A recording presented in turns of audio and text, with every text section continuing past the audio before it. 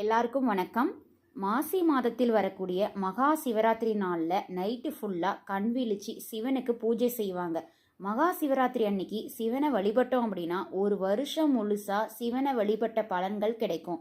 மகா சிவராத்திரி எப்போ வருது அப்படின்னா பிப்ரவரி 26 புதன்கிழமை அன்னைக்கு வருது. இந்த வீடியோவில் எதை பற்றி பார்க்குறோம் அப்படின்னா மகா சிவராத்திரியில் நடக்கும் 4 கால பூஜைகளின் சிறப்புகளை பற்றி டீட்டெயிலாக பார்க்கலாம்.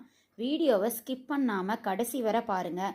அப்போ தான் நான் சொல்லக்கூடிய சுவாரஸ்யமான தகவல்களை பற்றி தெரிஞ்சிக்க முடியும்.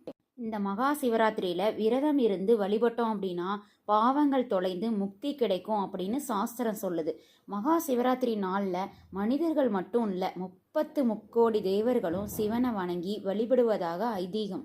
மகா சிவராத்திரி அன்னைக்கு நைட்டு ஃபுல்லாக கண் விழிச்சு விரதம் கடைபிடிக்க முடியாதவங்க 3ஆம் கால பூஜையின் போது கட்டாயம் சிவனை வழிபட வேண்டும்.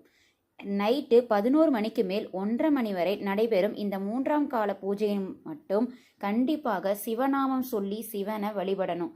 திருவாசகம், சிவபுராணம் இதை பாராயணம் செய்யலாம். முடியாதவங்க பஞ்சாட்சர மந்திரத்தை எத்தனை முறை முடியுமோ அத்தனை முறை